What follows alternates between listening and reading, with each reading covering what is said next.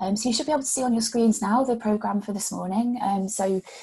We've got 2 hours together and we will have a comfort break in the middle. So the format will be, we'll have a presentation followed by a panel discussion, and that will repeat twice. So the first presentation is social media influencers and marketing and developing healthy diet and activity behaviours. And then the second part of the session will be on digital weight management services and reflecting on some lessons learned and future direction.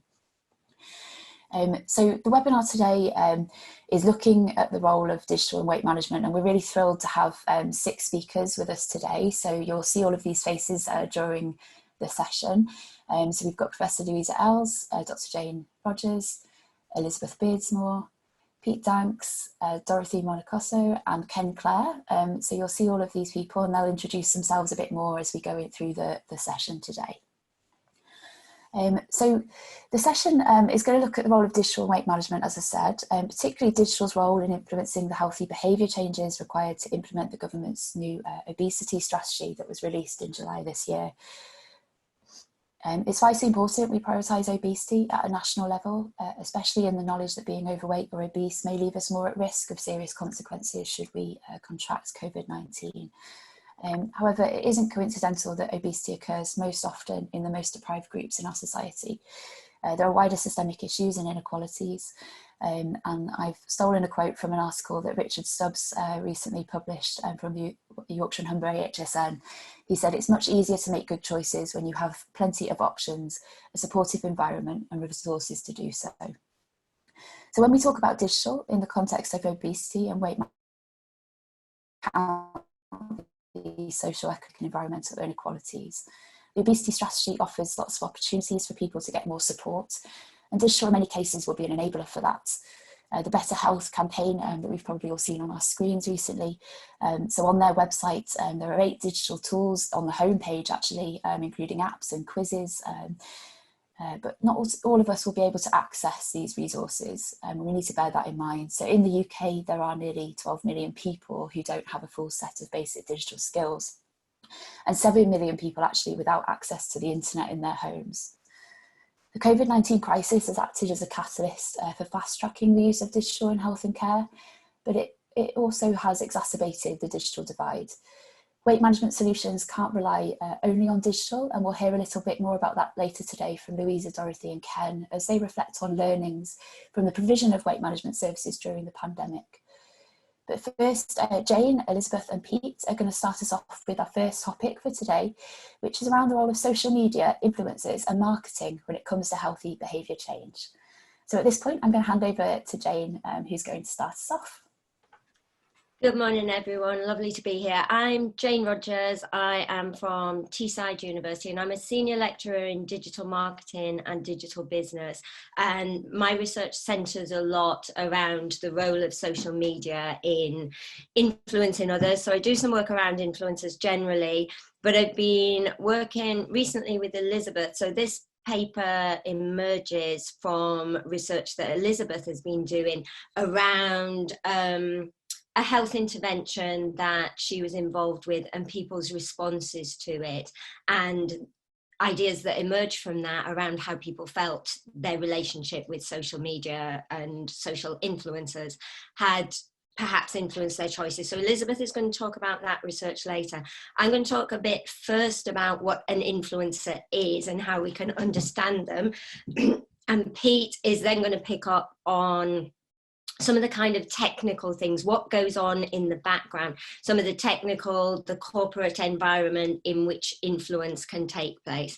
So if I move on to the next slide, if you don't mind, thank you. So what we're looking at is the role of influencer trustworthiness and credibility in marketing messaging to promote health behaviour change, implications for health. Generally, we're looking at the idea of who are influencers, why do we listen to them, how do they get in front of us, as Peter's going to follow through on, and then from Elizabeth's perspective, a case study of what actually happens in that context. So next slide, please. So the aim of what we're trying to do, we're looking at consumer perceptions of trustworthiness, the role it plays in credibility, and the ability of influencers, blah, blah, blah. You can see all of that there. But the general idea is that we are influenced by influencers, sometimes whether we appreciate it or not, whether we realize that that is what is happening. So if we start with the idea is what is an influencer? It's a person with some level of digital following across a specific or multiple platforms. So that could be Instagram, Facebook, Twitter, or wherever. What's missing from that description there is that they tend to be people with quite passionate or engaged followings, in that we will follow someone because we're particularly interested in what they have to talk about. So we may follow Beyonce because we think she's an amazing performer or something, but we will also follow influencers across all different levels. People like, I'm a runner, so I will follow other runners and I will be interested in what they're talking about and what they're promoting. If we're into food, if we're vegan, whatever it is, like whatever your particular interest is. Parenting, there's lots of parenting influencers, for example. So they're people who have quite passionate, engaged followers. They can translate information into an accessible format. The accessible format is the fact that they talk like us and they have this engaged audience. They're quite different to traditional celebrities, if you like, because traditional celebrities still tend to be created by mass media, by traditional media. So the idea of that kind of one-way communication of things like celebrities, Towie celebrities and people like that are created first through mass media. They may then become social media influencers, but they start in the mass media environment or the traditional media environment rather than in the social media environment. So the type of influencers that we tend to talk about as social media influencers are people who emerge from those platforms.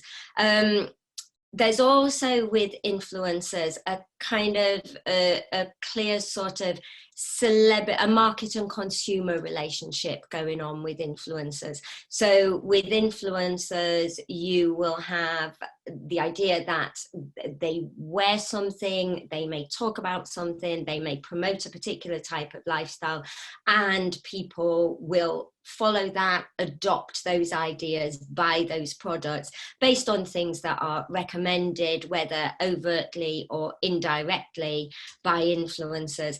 So within that context, for example, probably the best way of defining what an influencer is or isn't, David Attenborough, for example, is a celebrity with very, very high levels of trust and authenticity in public perceptions, but he's not an influencer in this kind of context. He is extremely influential, but he's not an influencer. He doesn't have that kind of market consumer type of connection. So these people are influencers, these are the kind of people who are influencers in the social media environment. Now, the top three, if you look at the type of followings that they have, 56 million, 33 million, 38 million. These are people, these ones all happen to be musicians, but they're the top influencers, listed as the top influencers in the UK at the moment. Their engagement is relatively high for, I think because they engage with a younger audience. But what tends to happen is that the bigger the following, the smaller the level of engagement. That's kind of how the ratio tends to work. So these other people at the bottom here, I've just picked out a couple of popular ones at the moment. Someone called Sug Sean, who has 47.3 thousand followers on Instagram, and he's sort of a fashion influencer. Someone's mom, 41k followers. She has, she's a parenting blogger, leading an ordinary life. So these type of influencers tend to get much higher levels of engagement. So they're very, very attractive to marketers because their levels of engagement, they're seen as trusted, they're seen as authentic, they're seen as being like us. That's what we like about influencers, you know, and particularly the smaller level influencers, the kind of niche level influencers, they appear to be like us. So I think there's two things to bear in mind here. One is that social media itself is an influencer already. When we're online, when we're on social media, we're trying to engage with other people and be like they are, you know, we're trying to maintain social contact and build social capital. Influencers use social media for interaction, relaxation, and so on, and companies use it for marketing and customer relationship management, you know, to connecting with their audiences. And influencers are the people who help bridge that gap. You know, companies can reach individuals through engaging with influencers. So next slide, please. So what we see here, these are the kind of spheres of influence that marketers now work with. So we start with nano influencers who have a small following, you know, like so 1,000 to 10,000 followers, who have very high reach, up to the mega influencer that, sorry, who have low reach but big engagement, up to the mega influencers who have very high reach but much lower engagement. And what marketers tend to do now is look to work across these lower levels, because you're better reaching, say, working with 10 influencers who have 10,000 followers, who each have very high levels of engagement, rather than working with one influencer who has 1 million followers, but who has a much lower level of engagement. So that's kind of what we're working with here. So next slide, please. Okay, so you have this intricate blend of classic and digital marketing approaches, methodologies and tools. Influencer marketing is a massively growing industry, and there's this collaboration between marketers and brands now. Influencers have their own brand equity. So what we start to see here is kind of quite a complex relationship going on. So we want to engage with them. We feel interested in them. Brands want to engage with them and feel interested in them, but they also start to develop their own brand equity. You know, like this is me. I'm not a fashion influencer, obviously, but you know, this is me. I'm a fashion influencer, and this is how I set out my values as an influencer. And then a brand also needs to work with those values. So they're bringing their own brand and then the influencers' brand to the process as well. One thing that really promotes trust in influencers is the interactivity that social media permits. So social media gives the opportunity for this two-way communication. And what that does from an audience perception is make them feel like the influencer is talking to us. It's like the influencer knows us. Now, it's not necessarily that they know us, but we see the interactivity and we see that they know someone like us. Next slide, please, has just appeared by itself. So we've got here just the idea of thinking about health influencing. Health influencers in digital space offer content relating to health and wellness in multiple formats. So again, we have the same type of influencer, but they're looking specifically at health issues. It's an umbrella concept, but what emerges is 3 general themes relating to health and social media, and this has emerged from research elsewhere. Social media can be both a motivator and a barrier. So, you know, it's like, oh, aren't they brilliant, those fit people? I want to be like them. Oh, aren't they terrifying, those fit, healthy people? I will never be able to be like them. So social media is doing both of those things at the same time. There's a connection between social media and food. You know, you'll have all seen the amount of food posts that are on social media. That's sort of a given.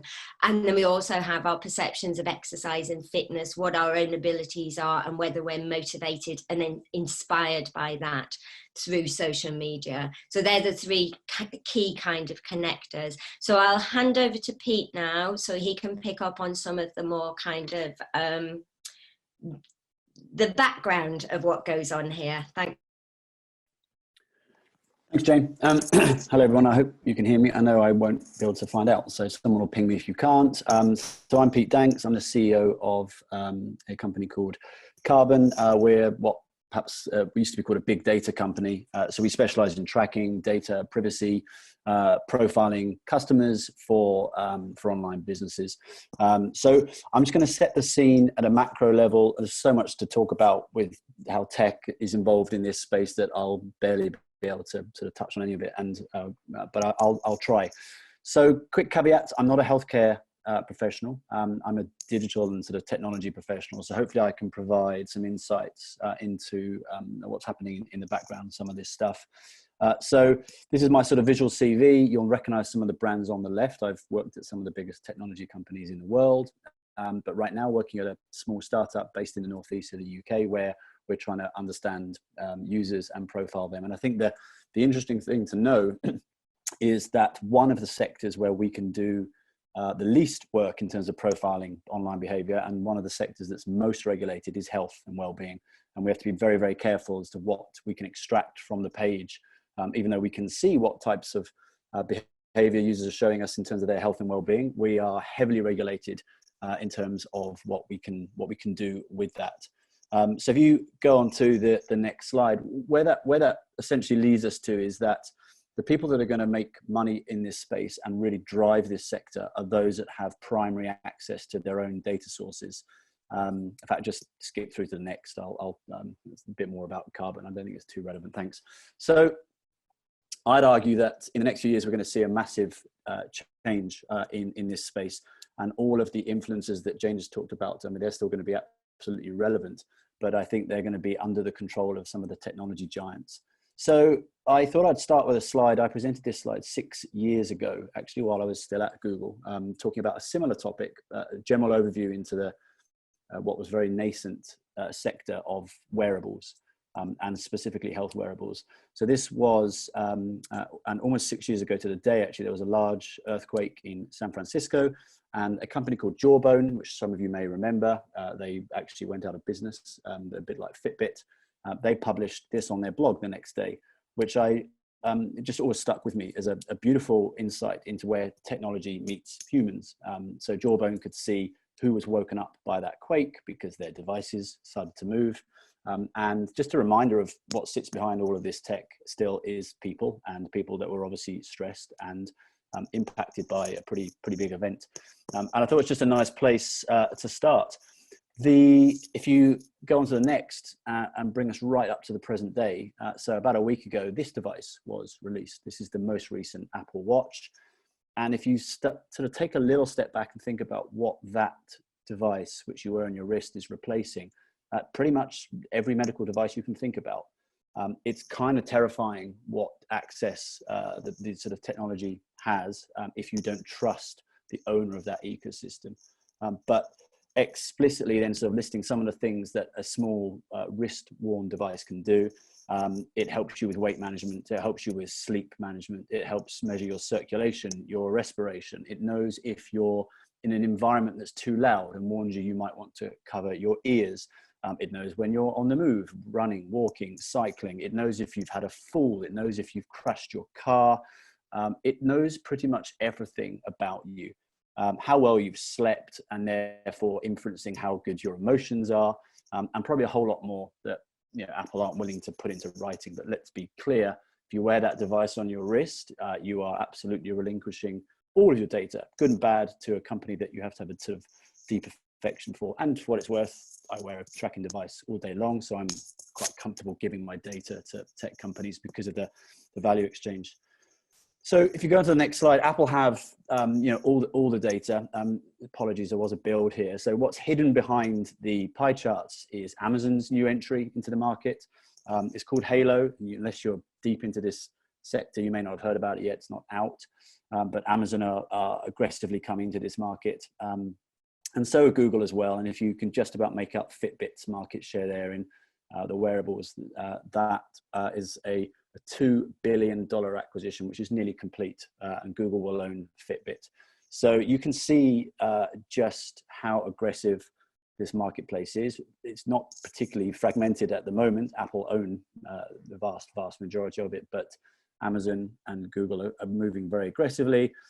Really, we're just waiting to see what Facebook and Microsoft do in this space. And make no mistake, they will do something. They're already in wearables. Think about things like virtual headsets. That's a wearable, but they just haven't quite got into health yet, but they will. Question is why? Well, if you go on to the next slide, the answer is pretty easy. There's 11 trillion reasons why they want to get into healthcare, because healthcare is one of the largest, most lucrative sectors in the world. And all the individuals that Jane was just talking about, they want better targeting. They want to be more relevant. They want to personalize their content. They can't actually particularly well because of some of the sector stuff I talked about right at the beginning. It's quite heavy and heavily regulated. It's quite hard to target people based on whether they might be poorly or whether they might be well and wanting to get fitter. So actually, there's not a great deal of targeting tech right now. But over time, these big technology giants are going to know more and more. And look, today's a funny day to be talking about that because we've all just started to install track and trace, right? So Google and Apple are now on all of our phones, or they're going to be, and they're now sharing our health data anonymously and safely, and I absolutely buy into that, but with the UK government. So if you ever wanted a reminder of just how big this sector is and what the big players are doing in this space, then have a quick look at the App Store today, because number one on the App Store will be something trying to help a global crisis, which is a great thing, right? So, and I think it just shows how this has transcended to become something bigger than, really bigger than any individual, even nation. This is a global thing. So $11 trillion is a big market. The reality is that if you know someone is fit and wants to be fitter, there's huge potential upside there. So imagine, therefore, what their media consumption is likely to be, what exercise they are likely to want to do, what vitamins, what insurance products they will be likely to want to buy, what sort of travel they will want to take. It's a hugely lucrative list, every bit as lucrative as if someone is poorly. You know how much they have to pay on their insurance premiums. You'll know that they will require specialist support, medication, access to healthcare professionals. Being the gatekeeper of all of that data is essentially therefore where you can control the flow of dollars in a pretty sort of corporate world. And it's, and I mean, we've just seen, as I said today on the coronavirus example, but consistently things like flu pandemics, the World Health Organization turned to big tech now. Big tech have more data than any healthcare professional organization in the world because we give it to them. So we're sort of complicit in that. And I think that's really interesting. So on average, going forward, the technology giants will know more about you than your healthcare professionals. And they then become those gatekeepers, and the influencers and marketers will have to increasingly come to the big tech players to get the marketing data and the targeting data that they want to distribute the types of content that we want. So they will absolutely be in the middle of that. So as I see it, I think that sort of to wrap up, I see healthcare just as part of the digital sector. And when we're in a world where we can go and get a consultation with a GP this morning virtually, and they can fulfill by post medication, antibiotics, that is now an e-commerce business. That is purely a digital business. And given that some of these healthcare professionals will slowly be muscled out by the ad tech giants, and that's only just beginning, then I think what we can imagine is that we've really only seen the beginning of this journey, that health and tech will become one giant thing. I think I'm pretty much out of time. Hopefully, just a quick overview. I know there's so much to cover there, and it's a space I'd love to chat about later. Thank you very much.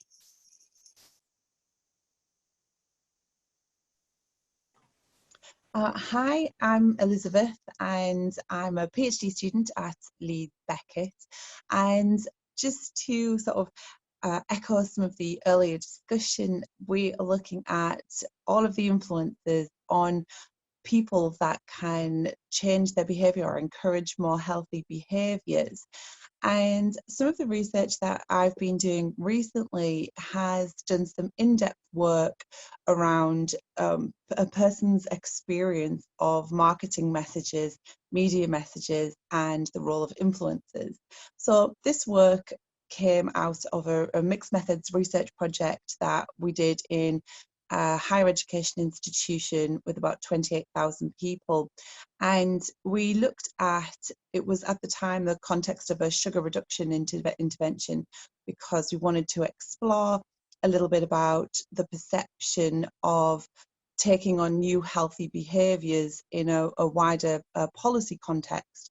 So what we looked at was putting a marketing intervention in place using a multiple approaches. So we had some digital media, lots of online presence, social media, email messaging, as well as a little bit of mixed like hardcore media, so like leaflets, posters and that kind of thing. And we looked at analysing the impact of marketing generally and looking at the insights of what a person feels is important to help them to make behaviour changes. And one of the key concepts that came up was this issue of social influences. And going into the area of social influences and looking at hours of qualitative research around this, one of the key concepts that was highlighted was the levels of trust. And I think that's quite important when we're looking at adopting new health behaviours, is this concept of trust. And online influencers have been shown, so not to repeat anything that Jane has already done, I think she's already done a really good job of highlighting what influencers are and how they interact, and it's this level of an engaged audience. And one of the key reasons that influencers can often have very engaged audiences is because they have built this trust between the online personality and the engaged audience at home. And having this level of trust helps the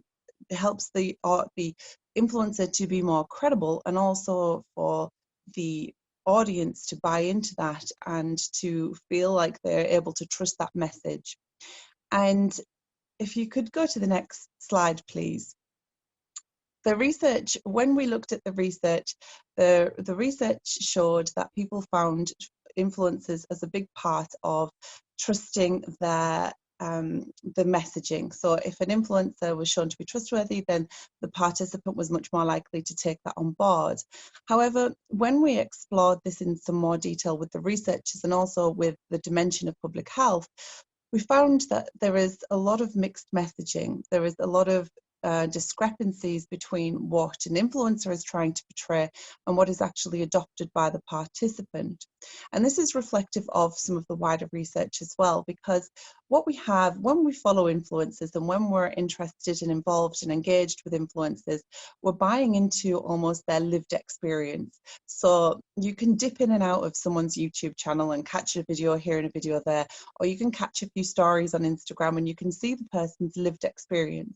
Now, while this is important for building trust and authenticity, and it's trustworthiness that helps a person to take on board these health messages, it's also problematic because it's giving you a snapshot of their life.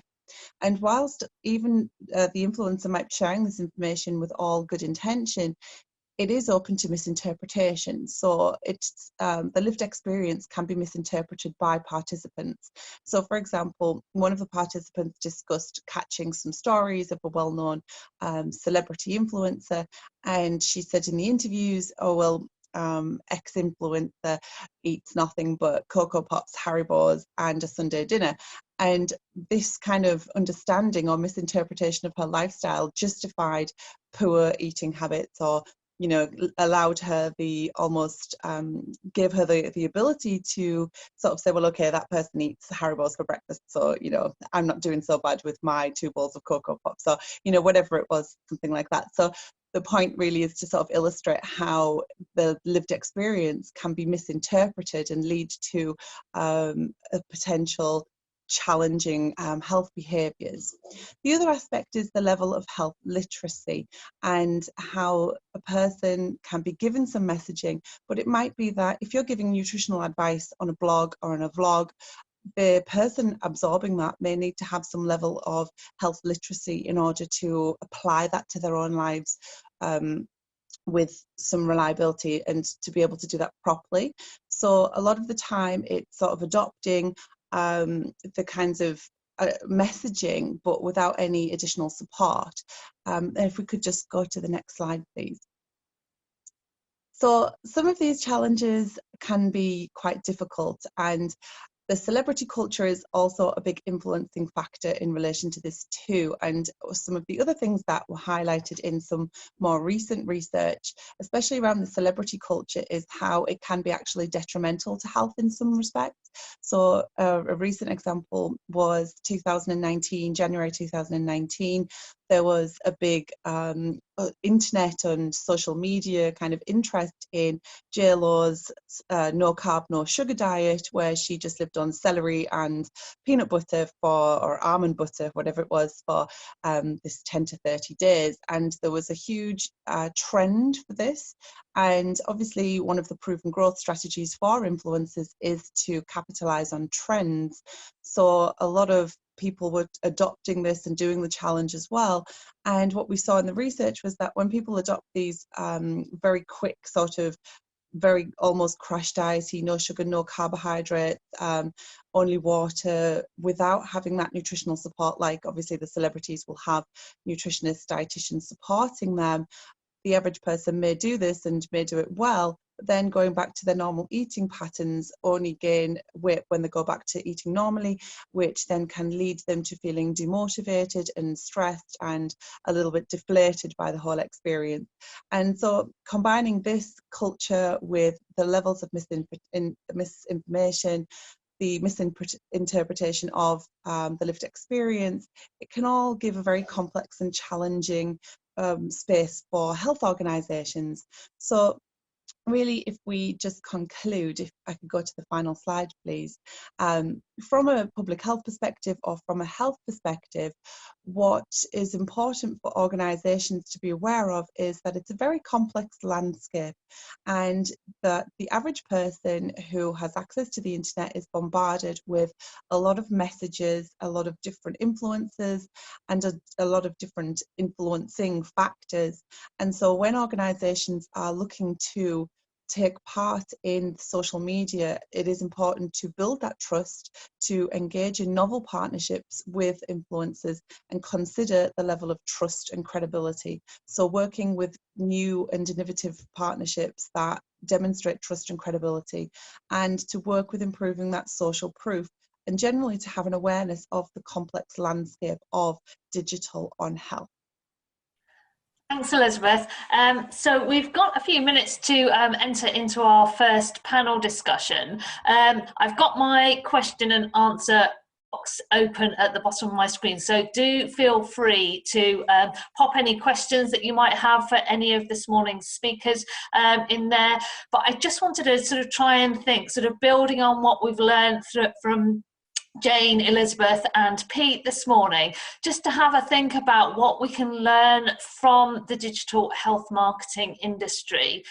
How can public health organisations capitalise on social influencers and influencer marketing?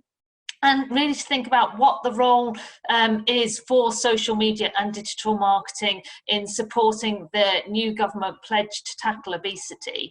I mean, this is such a sort of a new and sort of expanding world.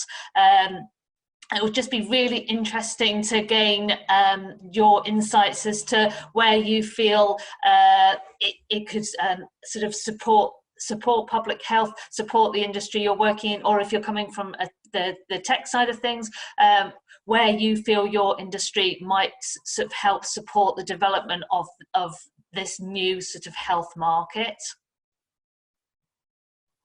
Okay, can I come in there first? I think the key thing to remember, you know, particularly relating to the first question, is that it is an industry, and I think Pete's presentation there drew that out really clearly, that this isn't one of the things when we're talking about influencers, is that often we follow influencers and there's an assumption that this is all kind of happening organically, and that, you know, that's why we trust them, and they're nice people who talk about cake making and we like cake, so we like those people, you know, and we talk about it as if it's just something that happens organically, and to some degree it does. Lots of influencers start from the bottom up, but then essentially they are kind of co-opted towards, you know, for obvious reasons, they start to get paid by the industry. So why wouldn't you become an influencer in that more traditional kind of marketing sense?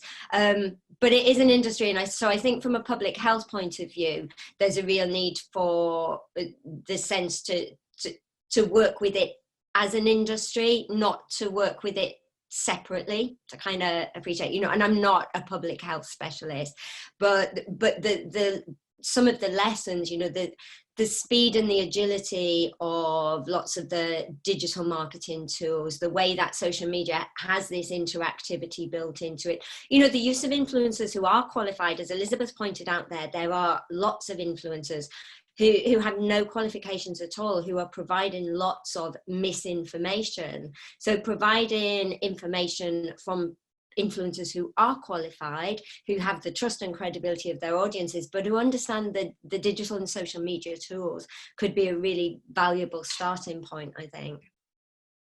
I think that's a really good point, Jane.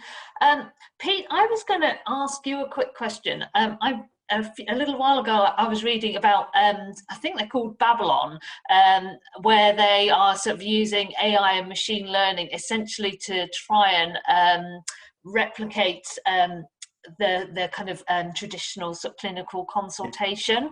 I was just kind of interested to gain your views on sort of what you've heard about that and where you think we are with kind of machine learning supporting the sort of the clinical decision making, essentially. Yeah, and I can talk a little bit about machine learning because I run a company that does that, but I'll caveat it again that I need to be cautious about influencing across the healthcare sector. But I do know Babylon, and there's a number of healthcare businesses that, of course, once they get access to large enough data sets, can sometimes offer value that humans can't. And there's all sorts of good work being done in things like spotting cancerous cells, you know, just be able to process through thousands of images a second, training data sets. The big challenge that any of these companies have is bias in their data sets. And if you read around this topic, you know, you'll see that bias, and it's incredibly inherent to white males, you know, because generally speaking, it's white males that have set up all of these algorithms and all of these technology companies. And while that's a slightly overreaching statement, it's generally true. And the problem, therefore, is that all these machines are trained by individuals that don't mean to inject bias, but bias is a big problem. So I think healthcare is going to be run by machines who then help humans when humans need to step in with really specialist treatment. So we need to be aware of that as a challenge. What I'd say, just to add some sort of bit of fire to the panel, I don't have any confidence in any government driving this, because governments are here for the short term, right? 4 or 8 years. It's not a vote-winning policy, really, in the grand scheme of things. So while I'm always nervous that I am handing all my personal data to giant tech companies, actually, if they're going to make money out of that and help me get healthy, capitalism might actually be one of the reasons this works. And Google or Apple or any of these companies, they might do a better job. They're not here for the next 4 to 8 years. They see themselves as here forever. And if they make money out of making me fit, fine, that's their sort of primary focus. But that might not be a bad byproduct that I get fit as a result of that. So I do think big tech companies have a role to play here, because they're not trying to just win votes. They're trying to make money, but we need to make sure that they do that in an ethical way. Yeah, absolutely. I think that's really interesting, and particularly when we think about the kind of inequalities angle, it's really interesting what you say in terms of that potential bias. And more and more we are seeing the impact of inequalities widening. And whilst I'm really excited about the use of tech and where it can potentially take us in terms of supporting the health agenda, I'm also very mindful of the impact on potentially on inequalities, and are we inadvertently widening inequalities when our focus should be on everything we're doing, narrowing that inequalities gap. So I think that's probably a really interesting and important challenge for us as we kind of move more into this space with health. Yeah, I agree. I'm just having a look. I've got no questions and answers in my box at the moment. So I just wanted to kind of open it out to our delegates if they had any other sort of questions that you might like to raise around this topic, or any specific questions for any of our speakers. There is a question there, Louisa, from someone called Kat. Pardon I can't pronounce your surname, Kat. There's a question in the Q&A there. Oh, brilliant. With regards to advertising standards authority overseeing social media. Yes. I could probably talk a little bit about that, only because I think the ASA's reach probably doesn't actually transcend into influencers, and because that's not typically classed as advertising. So actually, where there are authorities that try and look after this sector, and it's a company called the IAB, or the Internet Advertising Bureau, that try and put some discipline into this space. So whether it be the ASA or others, there are efforts being made to kind of regulate this space, but whether or not they're having real impact, I think both Jane and Elizabeth sort of touched on the good and the bad, and therefore I think there's lots of work to be done still. So it's by no means well policed yet. Yeah, and I would add to that, you know, there was, I think it was the IAB, and there was a regulation came out maybe about 3 or 4 years ago, that sponsored posts needed to be labelled as such, but that labelling was essentially hashtag ad if you were, you know, if you were posting something on Instagram. And so if you think that, you know, lots of Instagram influencers may use 20 hashtags, the little ad didn't make that much difference, or a small caveat at the bottom of a blog post, for example, doesn't seem to have made a massive impact on the influence of influencers, if you like. And as we mentioned earlier, that, you know, that the influencer marketing space is just growing dramatically. You know, it certainly hasn't slowed down with any of the sort of, to be frank, fairly weak regulation or guidelines that have been put in place yet. Yeah, I think that's really interesting. In terms of the uptake of that, Jane, do you have any sense as to how well that hashtag ad was actually adhered to? And also, what are the consequences if you don't adhere to it? Well, I think that's a big part of the problem, that I don't have any data on the uptake of it. But to the best of my knowledge, you know, and I've spent a lot of time looking at influencers, to the best of my knowledge, I've not heard of anyone yet who has been challenged, certainly not anyone who has been sanctioned or prosecuted. I don't even know if prosecuting is even a possibility at this point. So it doesn't seem to be something that there are major repercussions for failing to follow through on the guidance for. I'd also, yeah, and if I could just, sorry. Yeah, Elizabeth, go. I've spoken a lot. No, I was just going to add that certainly in the research that I've done and the participants that I've spoken to, I think there is this understanding, and when an influencer makes a point of saying this is a sponsored post, it actually helps to build the trust with the audience. So it does increase that level of trust. But also there's an understanding in audiences that this is the new market. And I think that influencers don't see it really as a huge problem to say, look, you know, I was sponsored by Procter & Gamble to talk about Flash, and you know, because they also caveat that with, well, look, you know, you followed me before I was sponsored, I've always used Flash, this is just an example, and I'm continuing to do so, and I'm only sharing this because I believe in it, you know. And you'll find lots of influencers do caveat the fact that they share something with the fact that they only accept sponsorship for things that they believe in. And I think there is this level of acceptance within the audiences that they expect that this is just almost a new profession, working in an online space, influencing the digital. So I think it is something that, you know, there is that level of acceptance from audiences. That's great. Thanks, Elizabeth. I see we've also just had a question from Mandy about evidence and views on whether those who are traditionally excluded have been provided with tech and have benefited. Now, Mandy, if you don't mind, I'm conscious that we are at 9:50 and we have a 10-minute comfort break, but that is an excellent question and it fits really well into the next panel discussion. So I wonder if you don't mind if we could carry your question forward. Pause at this point for a short comfort break and return at 10 o'clock. Okay, I think we'll make a start on the second session, if that's okay. But just before we do, we had a question come through during the break from Shirley, and it's a question about utilising influencers at a kind of national sort of government or or local government even level to help to influence sort of positive behaviour changes within children. Jane and Elizabeth, I wondered whether you had any thoughts on that question just before we progress to session 2. Oh, I'm not.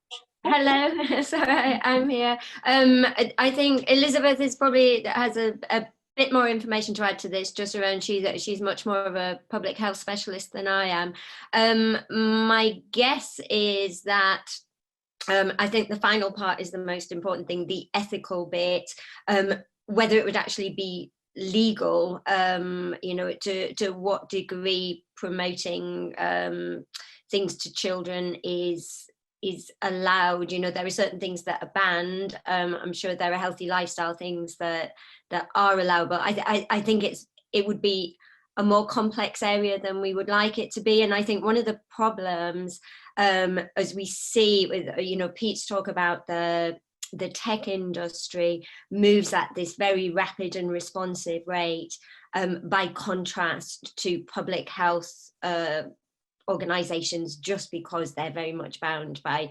regulation and the scales at which they operate, so they operate very differently. I think it's a brilliant idea. How easy that would be to do in practice, I think, is something that Elizabeth may be able to answer to. Yeah, I mean, just to add to that, obviously Jane is totally right, and ethically there are some big challenges, but I think that doesn't need to necessarily prohibit novel thinking and sort of dynamic approaches to new ways of engaging with different partners. So, for example, there has been influencers who have maybe been invited to a big event that's all about healthy eating, and they've been able to make a vlog about, say, for example, like the health benefits of broccoli, or whatever it was. So it's still their own content and they're still responsible for it, but they've just been invited. And again, in order to build that trustworthiness with influencers is about being transparent. So the influencer would be able to say, look, I've been invited by whoever, this health organization, I'm here at this event, this is why it's really important to look after your gut microbiome, or age appropriate. But there is novel ways to work together, and I think as long as we're following those transparency principles and always basing everything on evidence and trying to ensure that we're providing best information to both the influencers so that they can make an informed video or an informed piece of content, whatever that might be, and also making sure that the audience can discern that this is actually in partnership with, then I think that is probably a way to explore this area. And just to sort of add very briefly that the NHS Digital did do something similar, just not with children. They actually went out and found ambassadors to online influencers to sort of share their digital app, and they made novel partnerships with influencers to try and get that message out there. So there is, some work in this area already being done, and it's just sort of exploring the complexities of working with children, but just to also add that there is actually no regulation for children's content at the moment as well. So. Absolutely, Elizabeth. I think there's some exciting opportunities, but a lot of work to do in terms of regulating that space. So that's super. And there will be time for more general questions at the end of this session as well.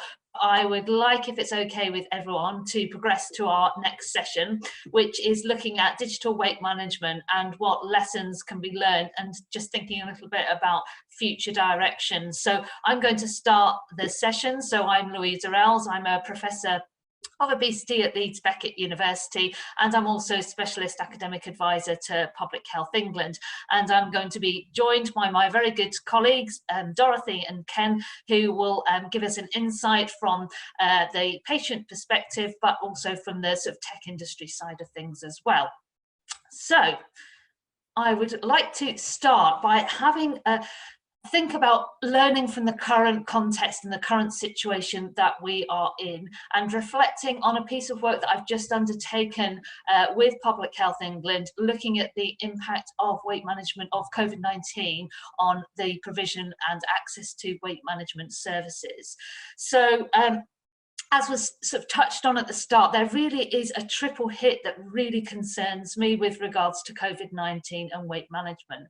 We know that people living with obesity are at higher risk of severe infection from COVID-19, yet we also know the pandemic has adversely impacted the diet and activity levels of people living with obesity, and has also resulted in reduced access to and provision of weight management services and support. So the work that we undertook with Public Health England, we did find that some services were rapidly adapting to continue to provide support through remote delivery, which is fantastic. However, what was also apparent was the impact of remote provision on client engagement and uptake did appear to be variable. We did find out that it appeared that one-to-one telephone support services may be well received by clients perhaps most in need, or those without internet or IT access. And it was also apparent that remote services really do provide huge potential. They have the potential to reach a very large population and to engage with populations that perhaps either don't want to or can't, for whatever reason, engage with traditional face-to-face sessions or groups. It can do this by removing things like travel barriers, and also providing a more flexible approach that can fit more easily around other commitments. So there definitely is a need for weight management support provided through digital and remote access. However, this also does present us with some potential challenges. And again, reflecting back on the work that we undertook with Public Health England, through the sort of webinars and survey work that we undertook, we identified that online safety was an issue that was frequently raised, as well as concerns around sort of reduced client engagement, and also resourcing issues and how best to evaluate and report the impact of these newly delivered services. The impact of remote service provision on inequalities was also really frequently raised, and there really is a big gap here. We do need to undertake further work to really understand the impact of these newer services within different ethnic groups, within older adults, within families living in deprivation, and within our vulnerable communities. So this might maybe sort of people living with disabilities or long-term conditions. But what we do know is there isn't going to be a one-size-fits-all approach to digital weight management provision. And it's really important to start to understand what technology is out there and available for us to use. How does it work? Which populations does it work within? Importantly, which populations doesn't it work within? And why? And start to apply this learning to really start to develop effective services. So before I pass you over to Ken to reflect a little bit more on the service user perspective, I wanted to just end on some of the guiding principles that came out of the Public Health England report that we produced. And these are the kind of principles I've pulled out that I felt were really relevant to today's discussion. So first and foremost, and this is something I'm really passionate about, so it's really fantastic to have Habitat with us today, because I just think that co-design element is so important. We absolutely must be developing our services with our patients and our service users, and we need to make it easy for them to feed back as to their sort of impressions and experiences within the service. We need to listen, we need to learn, we need to adapt, and we need to improve as we go through. We also need to ensure that any new and adapted services are comprehensively evaluated to ensure that they are reaching all populations in need and are not leading to any unintended consequences or any widening inequalities. We also need to consider how measurements might be recorded remotely, what equipment might be required to do this, and do patients have access? I mean, I know with weight management, often there are issues reported in terms of families actually not having access to a pair of scales to report measures, but also thinking about what measures are important from the patient perspective as well. And as I mentioned previously, online security is a real concern, both from the service user and service provider perspective. So we need to think, what processes, what technology do we need in place to ensure we are collecting and storing our data securely, but also how do we communicate that to reassure our service users? We also need to be mindful of digital literacy, both in terms of delivery staff, but also on our sort of recipient and service users, thinking about available technology, internet access, and privacy issues. So some of the issues that were raised when we were speaking to people across the country as part of the PHE work were concerns where even where families potentially may have technology or internet access, they might actually not have access to a private area for a sensitive conversation about weight management. And then my last and final point is around sharing. We really need to understand what's working and what isn't, and for whom and why. And the only way we're going to do this is to share good practice, and also to share learning from what hasn't worked. And this can sometimes be sort of more important than anything. You know, the last thing we want to do is reinvent the wonky wheel. So on that note, I will hand you over to Ken Clare, who will provide you with some insights from the service user patient perspective. Over to you. Thank you, Ken. Thank you, Louisa, and thank you for inviting me along to talk today. My name's Ken Clare. I've lived with obesity all my life. I trained as a nurse back in the 70s, which seems a long time ago now.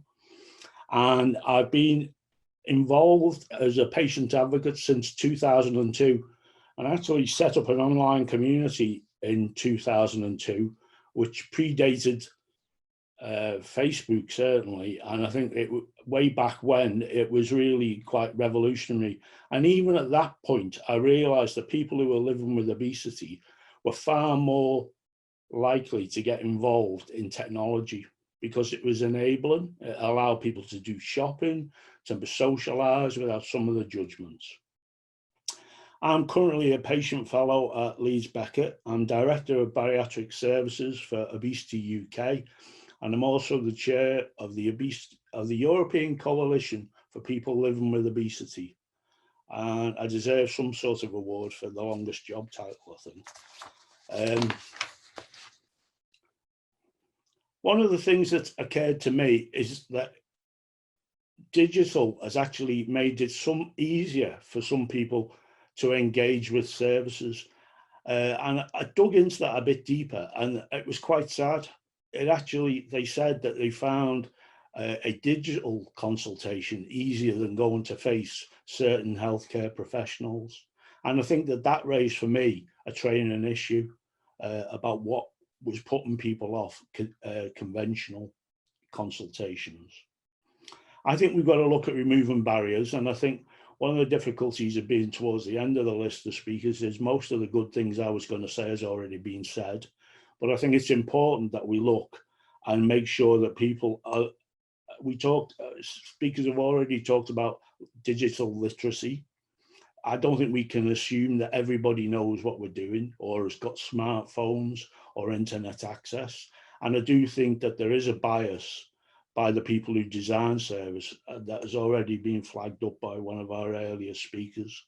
And I think that is really crucial. We need to get them to look at communities and meet with them and talk about what works for them, and to not assume, because I think there's a danger in assumption.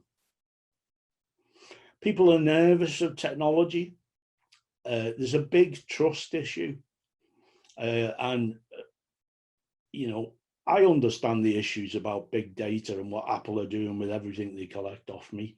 But people are very, very nervous about what they put into smartphones or into any technology. And there's a nervousness that can be used in some way.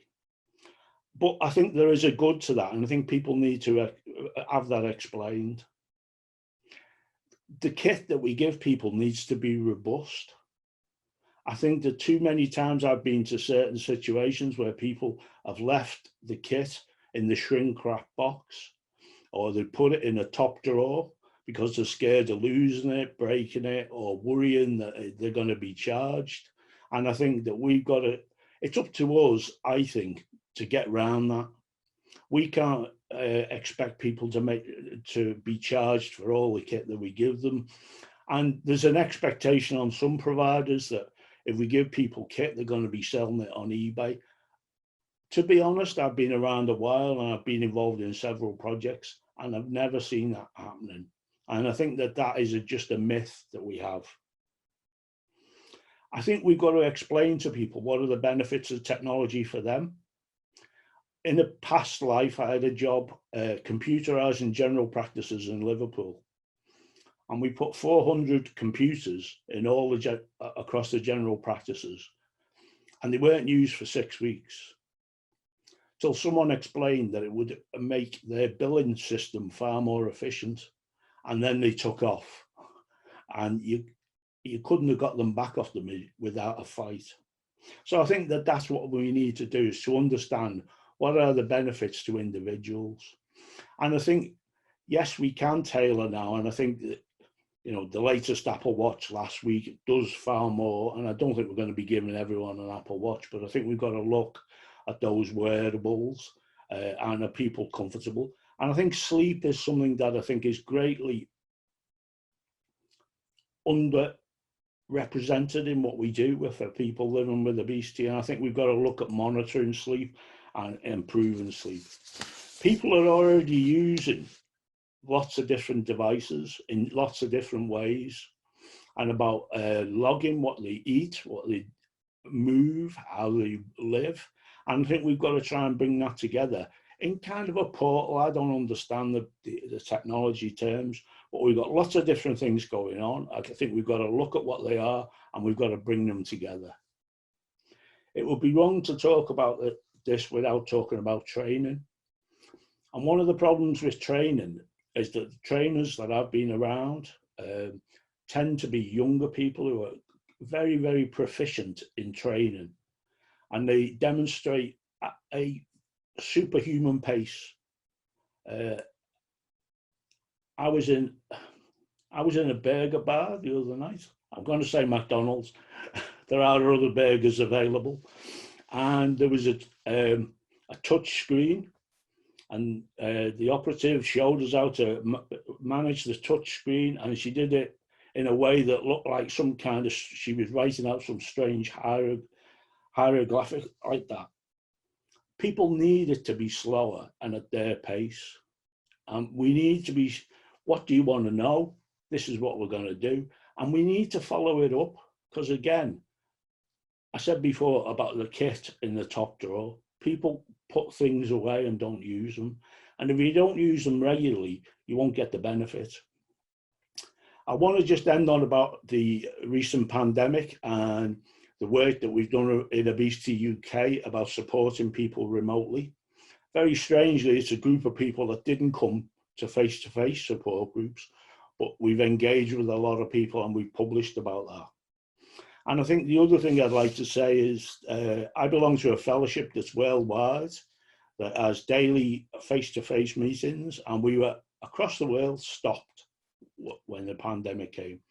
And now people of all ages and backgrounds are communicating digitally on hourly Zoom meetings, and people that, you know, in Liverpool, I never thought would engage with technology, and they've done it. And that to me is optimism. So I'll end there. Brilliant, thanks Ken, that was absolutely fantastic. Okay, I would like to now finish with Dorothy, who is going to give more of an insight into what technology can offer and some of the wider challenges. So over to you, Dorothy. Hi, can everybody hear me? Yeah, I'm Dorothy Monekoso, and I'm Professor of Computer Science. My background is in engineering. So I'm really mad about designing, bringing all sorts of sort of gizmos and gadgets you've heard about. So I'm very much interested in that. But I'm specifically interested in digital health, and meaning telehealth, telecare, and so on. I'm also quite interested in assistive technologies and rehabilitation technologies. And that's how I came around to be working with fantastic colleagues such as Louisa. One of the things, just before going on to looking at specifically at challenges, one of the things I was thinking about as my colleagues were speaking, when I started my career in engineering, I was working for a large company. Without going into the details, we want to build a product for a customer approaches us. They want to our product. And all we really needed to know is how much can you give us? And that was it. And so it's really a massive switch in terms of way of thinking as an engineer entering the healthcare sector where co-creation is key. And more the requirements are you need to be sitting down and talking right from the start, talking to whoever's going to use what your product is. So that has been a massive change in the way engineers need to think. And I think we're quite slow in doing so. We're not quite there yet, but I think we're making quite some progress. And it's thanks to people like Ken working with us. So this is one thing I wanted to say, because it's in a sense, that's one of the challenges of technologies is for us as technologists to learn how to co-create, to talk the language, to understand the language of the people who are going to use our products. Coming back to this specific talk, I kind of looked at two extreme technologies at the extreme ends. The first one in the telecare sector, looking at supporting independent living. And the reason I chose that is that just as in weight management, there's a need to have some technology in a person's home and look at how they design these technologies can be designed and useful. And at the other extreme are the sort of more modern and more recent machine learning, artificial intelligence type technologies that are coming around these days, and how we can actually make use of them. And one thing you'll notice, it's a very general classification, by looking at the one end, the sort of supporting independent living, you're talking mostly about an older population. And then looking at emotional mental health, a lot of it is about student population, so very young people. And we make the assumption that they're quite good at technology already, quite happy to use it and so on. So they can, two assumptions as we make. At one end, we have to be thinking about how we can make it more usable, more friendly and so on. And at the end, well, they can use it anyway, they're happy to use it, but it's not necessarily always the case. Some of the challenges have been mentioned already. Obviously, cost is always an issue. If you think about the latest Apple Watch and the cost of it, it's horrendous. I personally think it's horrendous. Yes, it does offer all sorts of features and so on, but if you're thinking about distributing this to everybody, it does build up. The other issues about access to internet and how good your internet so it is, and so on. But one thing is quite important, I think, is a digital mindset. And what I'm in digital mindset, I'm including not just digital literacy, but also the trust. Because if you think about an example, I think about myself. I'm quite digital. I don't have any issues with anything, any technology. I'm quite happy to dive into it. But when I'm looking at, say, for example, I did have a go at trying one of the mental health support apps, which is actually an AI bot. So you're not talking to a real person. And no matter how good and excited I am about technology, the thought about talking to a machine, essentially a machine responding to me, I'm happy for a machine to respond to me if I'm shopping on IKEA. But when I'm talking about my mental health, my emotional health, do I want a bot to be responding to me? So yes, I am very much of a techie. I love my digital stuff, but do I want to be talking to a bot? So there's all sorts of barriers, all sorts of things, challenges we need to be dealing with. Another big one is, and mentioned before with Ken, is the usability. Again, that's a whole point of co-creation. We have all sorts of fantastic devices, but if you're going to spend, I'm thinking, for example, I've got a Samsung watch, it does everything for me. But even as a person who's quite digitally literate, it takes some time to actually get used to it, to be able to program it, to be able to do whatever you want it to do.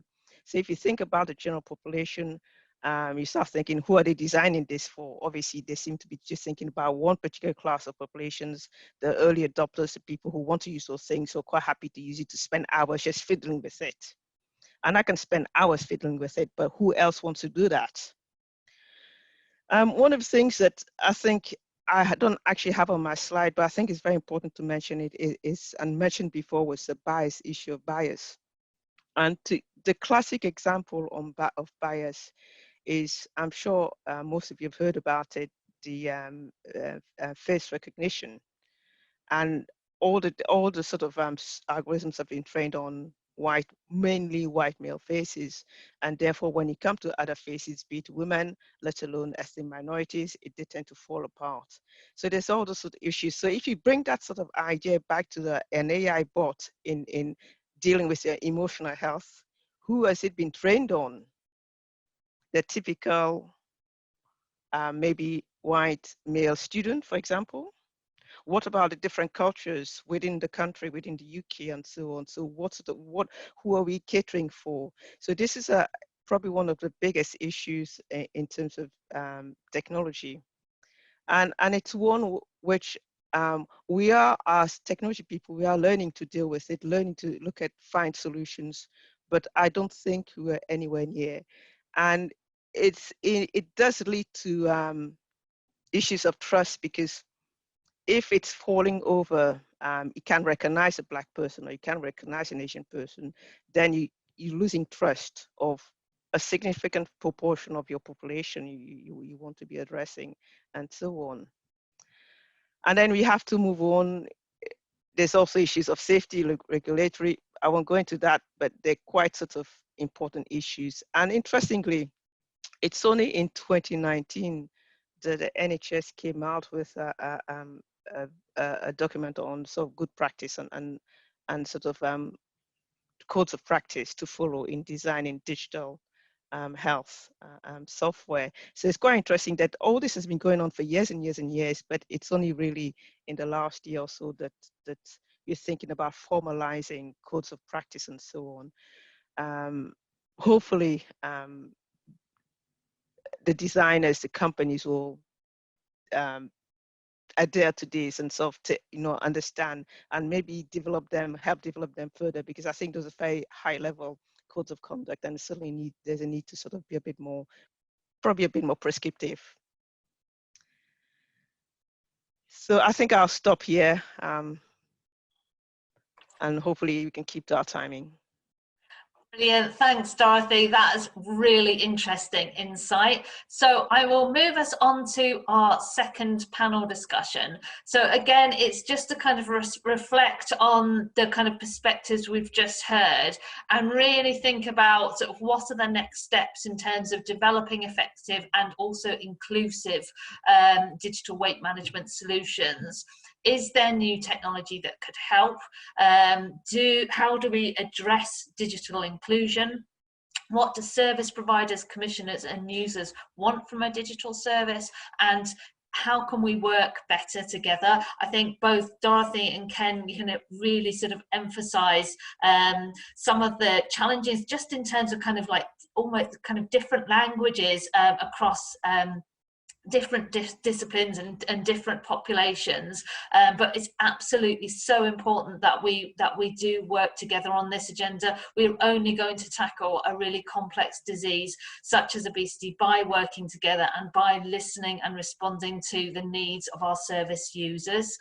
Mandy, we'll start with your comment from the previous session, because this follows on really nicely. So you were wondering if there's any evidence or view on whether those who traditionally are excluded have been provided with tech and have benefited. So things like improved health literacy, reduced social isolation. Dorothy, I wondered whether you had any insights from the work that you've done on your sort of assisted living work. Sorry, I missed the last part of your question. My internet dipped down, yeah. It was basically for those who are traditionally excluded, have they been provided with tech and have benefited, such as improved health literacy or reduced social isolation? I think the sort of studies are in a sense where you expect, quite often you expect, there's always assumptions made that this particular category of population definitely will not take to it as opposed to another section of population. And I think that there's a lot of assumptions always made, But the thing is, it's about how you present it and the support you provide to people. Because yes, there are issues of digital inclusion, but one of the things, I think the primary thing is necessity. How useful is it to you? Then you would actually be in a mindset to want to learn how to use it. And hopefully you're assuming the device is reasonably usable.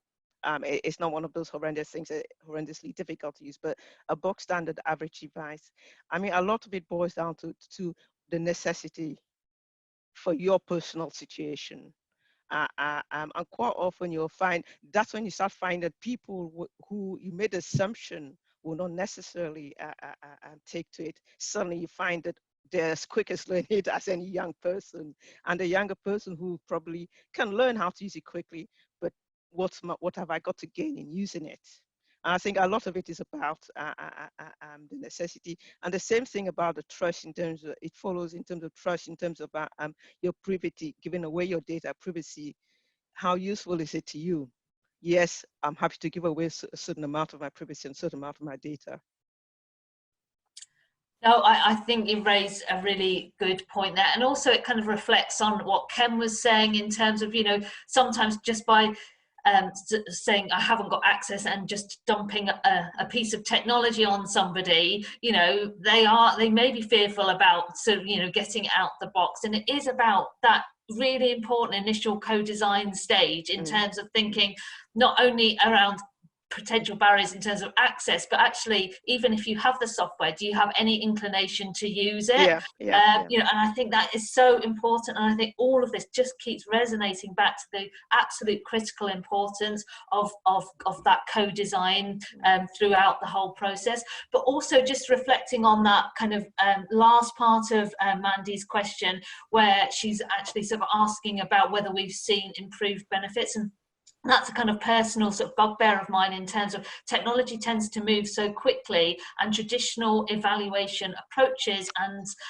are often much slower. And so we're actually not evaluating in an agile sort of fashion and actually evaluating at the same pace and time frame as technology is developing, and therefore we're not really adequately understanding what the impacts have been. And that's something I'm really interested in doing in terms of how can we support more agile evaluation frameworks, and how can we build evaluation intrinsically into these technologies, so we are constantly learning and adapting, and we are understanding what the benefits of these programs are, and importantly, you know, ensuring that there are no unintended consequences, and we are addressing rather than widening inequalities. So thanks for that, Mandy. That was a really, really interesting question, and I hope we've sort of answered that. Did you want to add anything else to that? I was going to add in, if it's okay, Louisa. So I think you're absolutely right with evaluation, but I guess if people were looking for some maybe more sort of anecdotal or case study type examples, I'd recommend having a look on 100% Digital Leeds website. So they've got some case studies of the work that they do with their Digital Champions programme, and they've been particularly active during the pandemic, and especially on the social isolation point. There's some really nice stories that have come out of the work that the fabulous team have been doing there. And then in terms of, I guess, the first part of the question as well, in terms of providing the tech, I just echo, I guess, everything that you've all said in terms of it's more than just the tech. That there needs to be support around that, and there needs to be compassion and training and care from the right people. And the only way we'll know about what people need is by including people from the very beginning, which you've all mentioned. And, you know, a digital service can be accompanied by non-digital aspects, a coach maybe to help, or some other sort of material. So if we involve people early on, we can find out what it is that will help them to use a digital product, and that's why it's really important.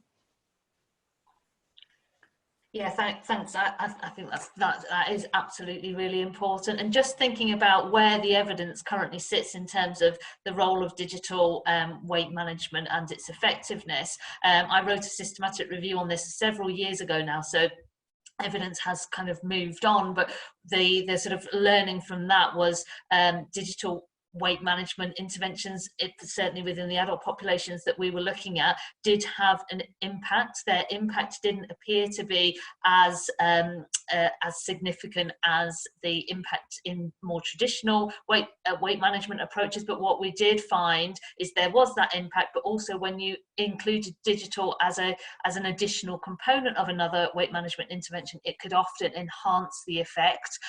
So it'd be really interesting to actually update that review now and see what new evidence has come out, because as I say, technology is moving so quickly. We just need to be sort of keeping up with that field.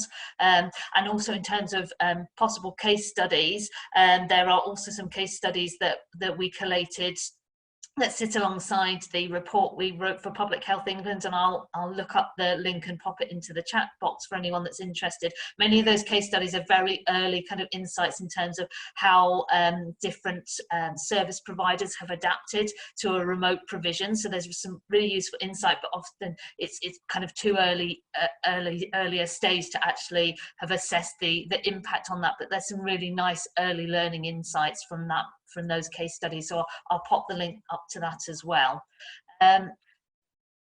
I mean, I would be particularly interested if any of we've got any members of the audience that are from the tech industry. I'd be really interested in your insight as to sort of how easy you feel it is to work with the health domain. Are you already working within health? Is it a space that you would like to work more closely with? And have you encountered any barriers associated with that? That would be really interesting to know.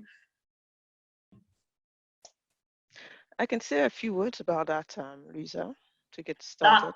That would be great. Oh, if you wouldn't mind, Dorothy, that'd be great. And whilst you're doing that, I will find the link.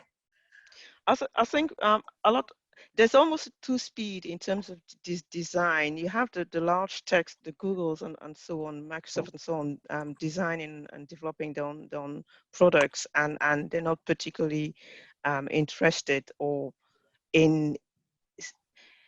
They try to capture a much larger population, and therefore not specifically interested in strictly health. And on the other end, you have those who are dealing with directly with the likes of the NHS and so on. And generally, it seems it's at a much slower pace in terms of getting products adopted and so on. But a lot of difficulties, I think, specifically in these countries, is about the opportunity to work with clinicians and end users and who can drive your product design and so on. This is particularly a challenge, especially for the smaller, so the SMEs and the micro companies. How do you, and it's a question that comes up again and again and again, how do we actually get into the circle, so to speak, where you can actually gain access to the NHS and so on. So it's quite a challenge. And if you think about it specifically in this country, there's quite a lot of fragmentation in terms of the different CCGs and so on. So who do you work with? Who do you speak to? It's not necessarily the one that's closest to you where you sit might be interested. So it's quite a challenge. Thanks, Dorothy. Have you got any tips from the tech perspective for us as health professionals as to how we can make that relationship easier?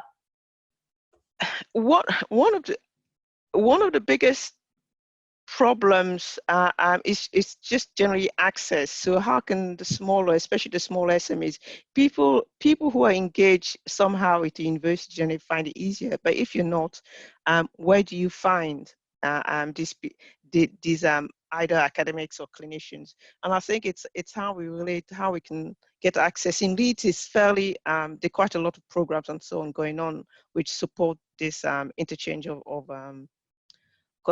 this collaboration. But generally, if I'm honest, I'm not quite sure how it can be done, because it's quite a difficult issue, especially for the smaller developer and so on. It's almost because I'm wondering, sort of, do we have a role sort of within our university, but also within the Leeds Academic Health Partnership to perhaps try and reach out more to those SMEs to kind of provide a point of contact almost, so if anyone is interested, that there is a person kind of at the end of a phone that's willing to discuss and sort of help facilitate that relationship, and it could perhaps link in with the work of the park that's being developed that will hopefully sort of help facilitate. I guess in a sense it's letting these companies, small companies and micro companies know that that they are the academics around. There's a academic health networks and so on. So how do you reach them? It's a difficult one because technology moves so fast, and for most of these designers, the time scales of health and the time scales in terms of technology is so different. We've moved on to different technologies. By the time health gets hold of something, we've already moved on to something, the next thing, and trying to catch up, trying to match it to is quite difficult. Yeah, that's been my experience. I have to say, health is just so slow to kind of get off the ground, and then they're just always sort of constantly lagging. That's really interesting. I was just thinking, just in terms of the kind of social influences, are there any kind of social influencing networks where perhaps health professionals could make that contact with the tech world to firstly kind of understand where it's heading? Because I think, I mean, and I am guilty of this as well. I'm not that techie, and so, you know, I'm usually the last one to hear about this kind of new technology, but I have been trying to kind of find different circles that can keep me more up to speed, but also where they could perhaps say, you know, are there opportunities to perhaps explore sort of collaboration in the sort of health field? Have you got any thoughts about, is there anything or any channels that would be useful for health professionals to perhaps tap into for that? So sorry to jump in there, Dorothy. Yeah. I was just thinking, at the moment there's a lot of like marketing agencies and ad agencies that work a lot with influencers. I think one of the challenges that we have generally with working with influencers is that a lot of the time influencers become influencers just by being regular people. So they're just living their lives, and influencing has been a bit of a byproduct up until now. And it's only now that we're really sort of seeing more formalization of influencing and, you know, coordinating partnerships with marketing agencies. So I think at the moment, a lot of it still sits within this advertising and marketing remit. And if we just took the NHS Digital Health Ambassadors Programme, there was no specific place to go. They had to invite potential ambassadors to apply. So it was like they were asking the influencers to come to them. So there's definitely a gap there. And if there was something, you know, that if there was a way of engaging that within a specific organisation, I think there would definitely be some room for a network like that. But yeah, at the moment, I would say all of the influencer networks, certainly that I'm aware of at least, definitely fit more within the commercial remit rather than a health remit at the moment. Yeah, no, I would agree. Dorothy, what are your... No, I think Kirsten is right, because the influencers sit well within commercial, and therefore that creates it doesn't sort of sit so well when you start thinking about the health, where as was mentioned before, the influencers are not necessarily knowledgeable. They're just saying, for whatever reason, I use this product, and therefore it becomes quite difficult when you start thinking in terms of health. And the implications of having someone who's not necessarily knowledgeable talking about a specific device. But I think there is certainly a case for creating networks where health and the health professionals or people or academics and so on can meet up and sort of see what's going on in the, or rather understand how what's going on in the technology worlds can help them. Having said that, there's also some resistance from healthcare in terms of technologies. One thing we've talked a lot today, a lot about the end user using whatever device it is. But when you're thinking about telecare, telehealth, and so on, there's also it's not just about the end user. There's also the end user also includes the clinician, the health professional, and their own resistance or acceptance of the technology. So you have two separate distinct challenges to deal with. Yeah, I absolutely agree. I've just noticed, Mandy, you've popped up two really helpful suggestions. So the first being educational packs for commissioners in local authorities, and the second being perhaps a special interest group within PHE. I think they are both really interesting ideas, and I can certainly put those forward to PHE. I know that they were hoping to set up some within the knowledge hubs, some sort of sharing platforms, so a special interest group there would be really helpful, and could also perhaps see if we could tie in sort of colleagues within NHS Digital and NHS X as well. In terms of the education packs, what would be useful from your perspective to be included in those packs? Is this a question for? Well, it's kind of a question for Mandy, but for anyone else, in terms of sort of from your perspective, what would be useful to go into those packs for commissioners within local authorities? And I'm guessing it's sort of probably things around sort of guidance around sort of data security, perhaps making them aware of some of the challenges with digital provision and some solutions in terms of how they can be overcome, and perhaps some pointers around the importance of kind of that agile evaluation and adaptation process.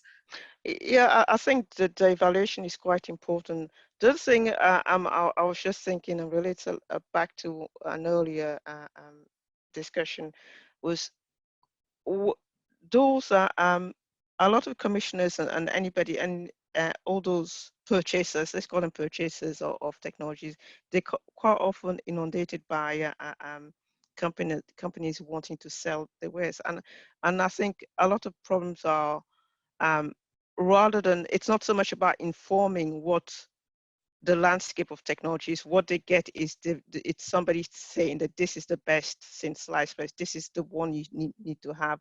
And I think that's also causes, that's one of the challenges we have in terms of if you're constantly bombarded by people trying to sell you their word and saying it's the best thing, that creates an issue for, rather than having a more of a broad education about what's available, what is possible, how can we adapt it, what evaluation, how can we carry out an evaluation, it creates an additional problem for purchasers.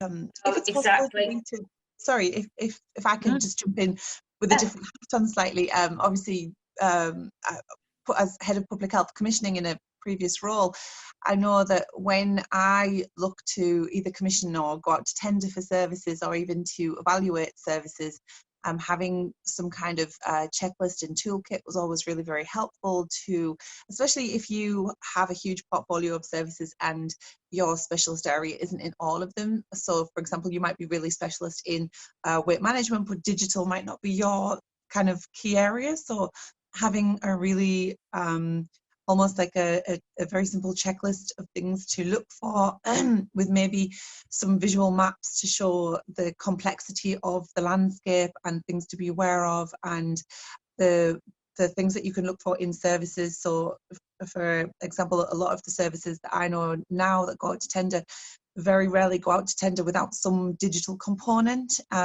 So having something that you can clearly evaluate as part of that digital landscape, or something to look for in the outputs, would be quite useful, as well as some pointers around dynamic partnerships. So say, for example, if you're going to work with an influencer, what are the things you need to be aware of? So things like, you know, we talked earlier about advertising and making sure the partnerships are transparent, because that's obviously important for potential legal purposes, but also for ensuring that you maintain that trustworthiness with the audience that you're trying to portray that message to. So I think having some kind of maybe not a protocol, but almost like a guide for digital interactions might be quite useful from a commissioning perspective. Yeah, thanks, Elizabeth. And that does kind of follow on nicely. Mandy's put a comment in the box here about sort of it acting as a bit of a reminder that what we're doing has limited results and we need to explore new ways of working and understand where we can align our approaches with new technology. So that's fantastic. Now, I am mindful of time, so we've got 10 minutes left. So I would like to pass you back to Kirsten to close and to do our sort of final summary and Q&A session. Thanks, Louisa. Well, what a fabulous session. I think we've covered lots of ground there, so thank you to all of the panellists for your presentations and also for your very thoughtful responses to the questions that have come through. If there are any more questions from the people in the audience, if you want to pop those onto the Q&A, we might have time for one or two more. If there's anything that's sort of come up that we've not covered, perhaps in this area, we'd be very happy to have a think about those questions for you. And I think I guess my kind of takeaway from today is that there's so much here and there's so much changing, but there's also a lot of very wonderful work being done. And I think, you know, Louisa, the report that you've put together, I read it yesterday in preparation for the session, and there's some really powerful insights in there. And I'd really encourage sort of people listening to go and take a look. And I don't know much about social media from a kind of influencer point of view. And I'm always very nervous about it when we think about this area, to be honest, because I think I see a lot of stuff on my own personal social media that I'd worry could be harmful to some people as well as powerful. But I think the balance of the conversation we've had today and some of the ideas from the audience are really important. And I think there are health professionals out there that are kind of taking influencer roles. There's a doctor that I follow that tries to break down some of the kind of myths around healthy eating and things. And, you know, we'll see this changing as we go forward, and more people will sort of take that hat and take that forward. So are there any sort of final remarks from any of the panellists that you want to sort of end on? I don't think we've had any final questions. I would just like to say a huge thank you to everyone, to my co-presenters, but also to everybody that's joined us this morning.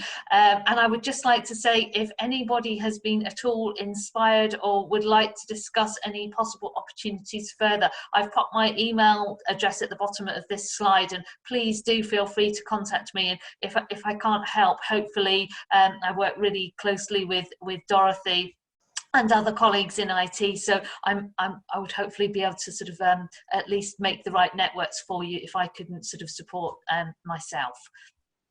I don't know, any of my co-presenters, do you have any other final remarks? I'd just like to say thank you for having this opportunity to talk to this particular subject. I've been more involved in supporting independent living, telecare, telehealth, and so on. So this is quite an interesting and new area for me. So I'm quite pleased to have learned quite a lot today.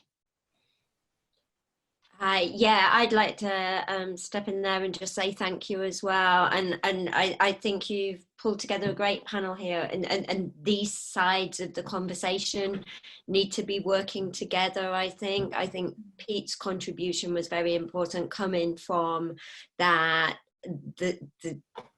the corporate tech environment, if you like, you know, where he's very aware of what is happening in that market, and making sure that we see the links across these things and not treating them as separate is really valuable. So I think bringing together this panel and with Ken's experience in the mix as well as the end user is actually bringing all of that conversation together. So thank you for involving me in that. I really appreciate it.